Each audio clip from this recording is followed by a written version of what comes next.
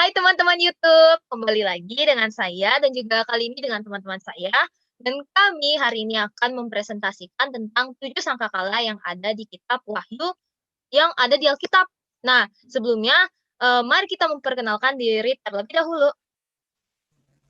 Perkenalkan, saya Abraham. Saya Cynthia. Saya Esther. Saya Grace. Saya Kimberly. Dan saya Violeta. Nah, pertama kita harus tahu dulu apa itu sangkakala. Sangkakala adalah alat untuk memberikan tanda semboyan di Israel. Jadi memang sangkakala ini sudah ada sejak dari zaman Perjanjian Lama. Itu ada di Bilangan 10 ayat 8 sampai 10. Tapi pada saat itu masih disebut sebagai nafiri. Nah, nafiri ini memang dekat sekali dengan kehidupan bangsa Israel. Jadi sering digunakan atau ditiup pada saat-saat peperangan, masa panen, dan perayaan-perayaan. Nah, jadi sangkakala ini menjadi pengingat bagi orang-orang untuk beribadah di Bait Suci. Nah, sangkakala ini juga berfungsi untuk sebagai memanggil Allah gitu agar dapat menyelamatkan umatnya. Seperti yang teman saya tadi sudah sampaikan, sangkakala ini The first angel sounded,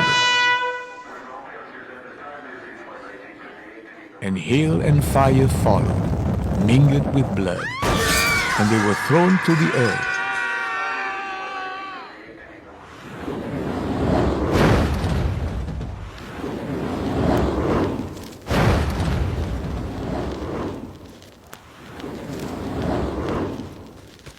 And a third of the trees were burned up, and all green grass was burned up.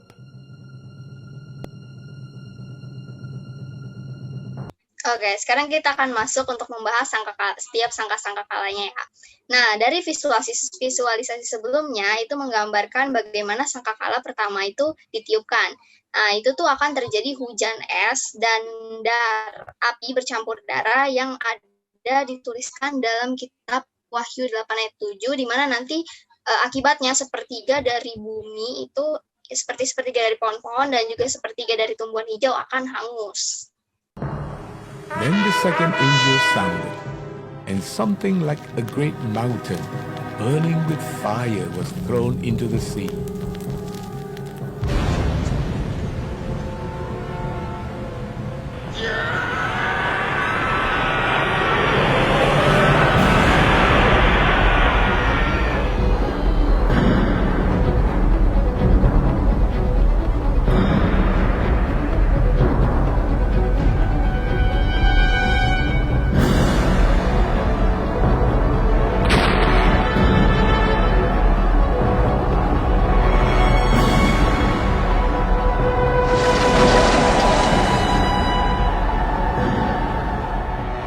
And a third of the sea became blood, and a third of the living creatures in the sea died, and a third of the ships were destroyed.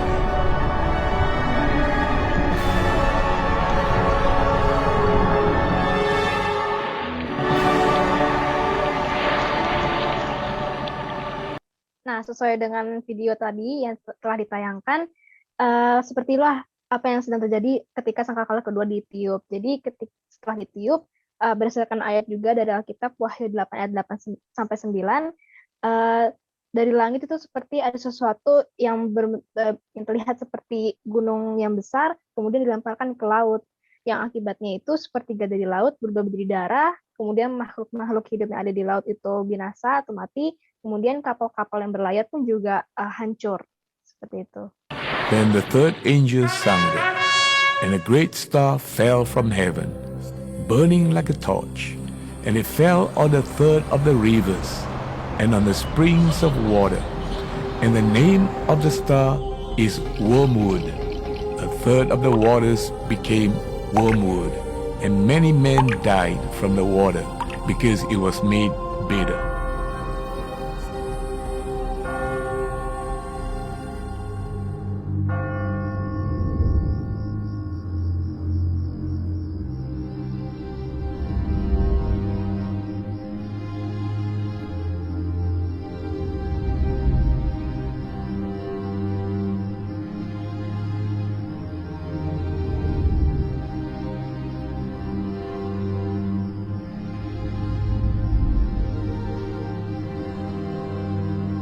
Nah, sekarang kita masuk ke sangkakala 3. Nah, sangkakala ketiga itu seperti yang udah videonya tonton tadi, dan di sini ada ayat penjelasnya di Wahyu 8 ayat 10 sampai 11. Nah, jadi sebenarnya kalau kita lihat dia itu agak mirip dengan sangkakala yang kedua, di mana sama-sama benda dari ruang angkasa dan sama-sama kenanya tuh ke air. Nah, tapi bedanya apa? Nah, jadi bedanya pertama dia ini bintang yang jatuh, yang kedua itu dia itu jatuhnya ke air-air tawar atau ke danau-danau yang mengakibatkan nanti air-air itu akan jadi pahit dan tidak bisa diminum, jadi beracun. Ini udah pernah disinggung di perjanjian lama ya. Itu ada di Yeremia 9 ayat 13 sampai 14. Di situ pokoknya disinggung tuh kalau misalnya di satu zaman nanti manusia udah nggak akan taat lagi dengan Tuhan. Nah, nanti Tuhan akan menghukum mereka dengan minum air ibu dan air beracun. Nah, kita tahu dong, di saat sekarang aja udah banyak orang yang meninggal, apalagi di saat di mana sepertiga air itu udah nggak bisa dikonsumsi lagi. The fourth angel sounded, and a third of the sun was struck.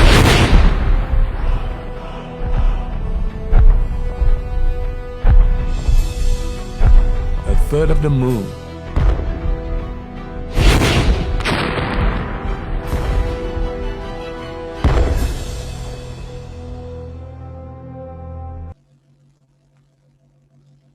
Lalu kita masuk ke sangkakala keempat, seperti video pada sebelumnya itu kan merupakan ilustrasi dari sangkakala keempat, di mana ketika sangkakala yang keempat ditiupkan, maka yang akan terjadi adalah langit menjadi rusak, sepertiga dari siang hari dan sepertiga dari malam hari tidak menerima terang. Nah, akan tetapi meskipun terjadi begitu dahsyat, hanya sepertiga dari setiap wilayah yang dihancurkan. Namun pada akhir dari bagian ini, seekor burung Raja Wali mengingatkan bahwa akan datang penghakiman yang lebih dahsyat lagi ke depannya. Then the fifth angel sounded, and I saw a star fallen from heaven to the earth. To him was given the key to the bottomless pit. And he opened the bottomless pit, and smoke arose out of the pit like the smoke of a great furnace. So the sun and the air were darkened because of the smoke of the pit. Then out of the smoke locusts came upon the earth, and to them were given power, as the scorpions of the earth have power. They were commanded not to harm the grass of the earth, or any green thing, or any tree, but only those men who do not have the seal of God on their foreheads. And they were not given authority to kill, but to torment them for 5 months. Their torment was like the torment of a scorpion when it strikes a man.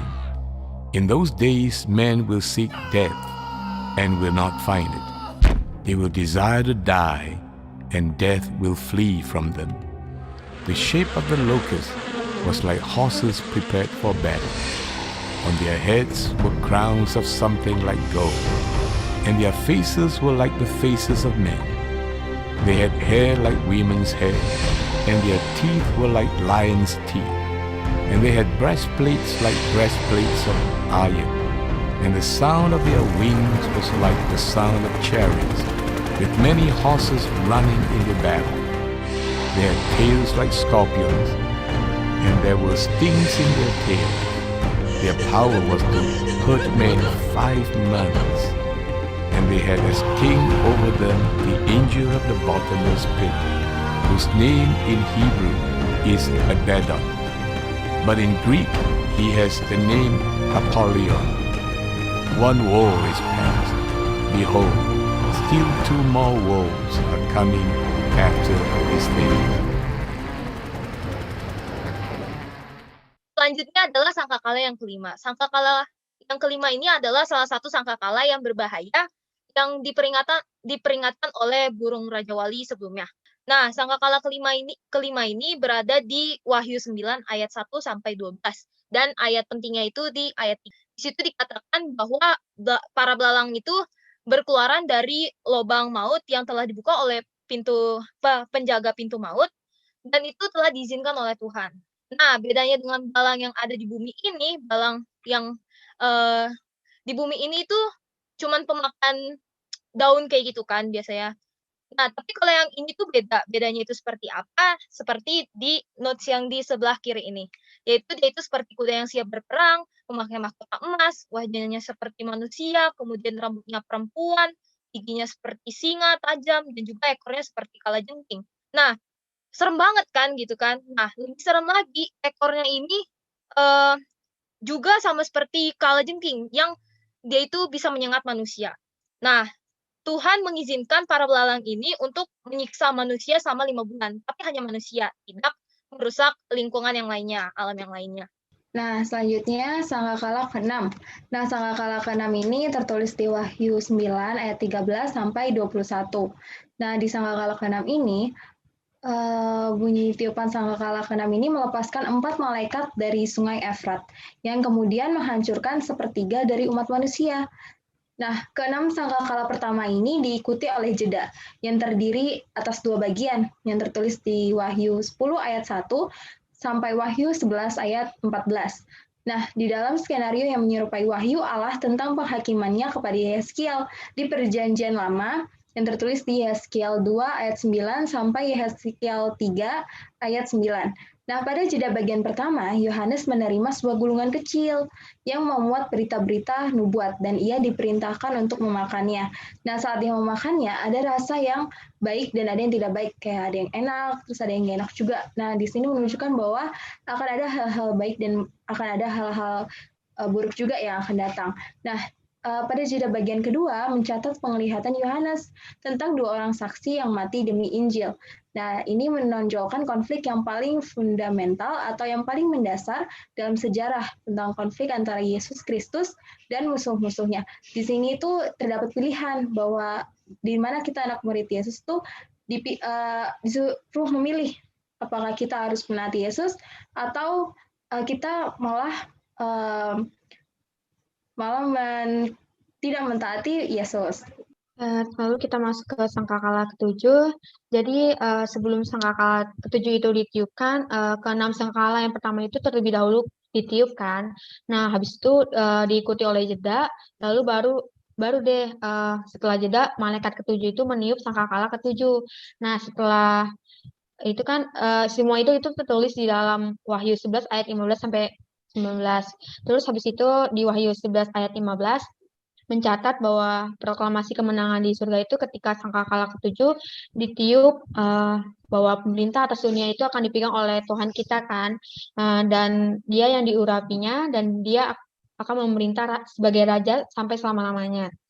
Nah, pada intinya itu sangkakala ke-7 itu akan memperkenalkan penyembahan yang akan terjadi dalam ruang tata Allah ketika kemenangannya atas semua kerajaan di bumi dipastikan dan ketika ia menjatuhkan penghakiman terakhirnya atas seluruh ciptaan. Nah, kemudian Kristus itu akan datang kembali untuk memperbarui bumi, lalu kemuliaannya itu akan dinyatakan sepenuhnya dan pemerintahan Allah akan dimanifestasikan atau diwujudkan sepenuhnya di dalam seluruh ciptaan. Nah, semua hal yang ada di dunia ini yang Tuhan lakukan itu pasti ada pesan yang ingin Tuhan sampaikan. Nah, sama juga dengan sangkakala ini, ada beberapa pesan yang ingin Tuhan sampaikan kepada kita, kepada manusia. Ada 5. Yang pertama itu, ke-7 sangkakala itu yang sudah kami memberitahu kepada kalian itu merupakan bunyi yang menandakan kedatangan Tuhan, bahwa Tuhan sudah semakin dekat.